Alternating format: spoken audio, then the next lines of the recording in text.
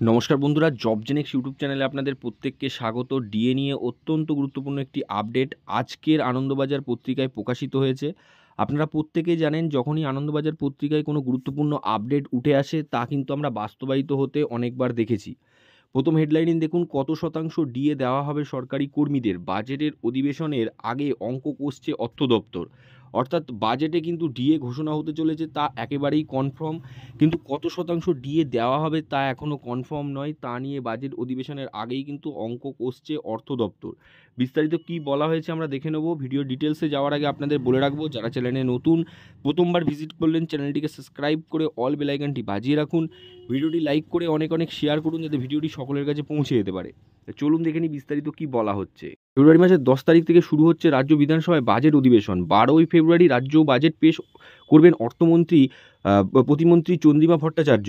2026 সালে বিধানসভা নির্বাচনের আগে এবারের বাজেটে মুখ্যমন্ত্রী মমতা বন্দ্যোপাধ্যায়ের সরকারের শেষ পূর্ণাঙ্গ বাজেট। তাই এই বাজেটে রাজ্য সরকারি কর্মীদের বড় অঙ্কের মহার্ঘ ভাতা ঘোষণায় আশায় রয়েছেন। প্রশাসনিক সূত্রে জানা গিয়েছে, বিধানসভা ভোটের কথা মাথায় রেখে আসন্ন বাজেট বেশ কিছু নতুন প্রকল্প ঘোষণা করতে পারেন মুখ্যমন্ত্রী। এছাড়াও রূপশ্রী, কন্যাশ্রী, লক্ষ্মী ভাণ্ডারের মতো প্রকল্পগুলিতে অতিরিক্ত অর্থ বরাদ্দ হতে পারে। তার ভিত্তিতেই সরকারি কর্মীদের মনে করেছেন, তাদের মন থেকে বাজেটে বড় অঙ্কের ডিএ ঘোষণা করতে পারে সরকার।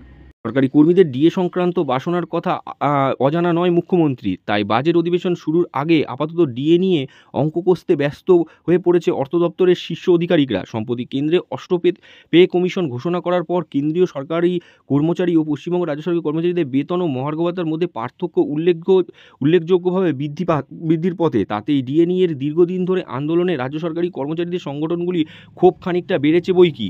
ভোটের কাজে সরকারি কর্মীদের বড় ভূমিকা থাকে, তাই রাজ্য বাজেটে তাদের জন্য রাজ্য সরকারের অতিরিক্ত কিছু ভাবতে হবে বলে মনে করছে প্রশাসনের এক অংশ। বর্তমানে কেন্দ্র সরকারি কর্মচারীরা 53 হারে ডিএ পাচ্ছেন, আর পশ্চিমবঙ্গের রাজ্য সরকারি কর্মীরা 14% হারে। কেন্দ্র ও রাজ্যের কর্মচারীদের বেতন উল্লেখযোগ্য ফারাকের কথা তুলে ধরেছেন বিরোধী দলনেতা শুভেন্দু অধিকারী।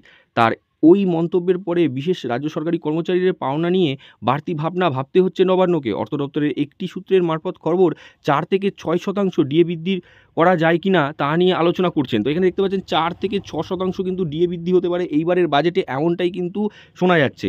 তবে যে পরিমাণ ডিএ দেওয়া হোক তা বাজেট পেশে একেবারে শেষ মুহূর্তে ঘোষণা করতে পারেন মুখ্যমন্ত্রী। প্রসঙ্গত, 2023 সালে বাজেট বক্তৃতার শেষ লগ্নে মুখ্যমন্ত্রী থেকে এই চিরকুটে 3% ডিএ বৃদ্ধির কথা বলেছিলেন প্রতিমন্ত্রী চন্দ্রিমা ভট্টাচার্য। আবার 2023 সালে পার্ক স্ট্রিটের বড়দিন উৎসবে 4% ডিএ বৃদ্ধির কথা ঘোষণা করেছিলেন মুখ্যমন্ত্রী নিজেই। তো এখানে দেখতে পেলেন 4 থেকে 6% কিন্তু ডিএ বৃদ্ধির কথা ভাবছে রাজ্য সরকার। তো 4 থেকে 6% ডিএ বৃদ্ধি কিন্তু হতে পারে, এমনটাই বলছে আনন্দবাজার পত্রিকা, যেটা রাজ্য সরকারি কর্মীদের জন্য অবশ্যই খুশির খবর।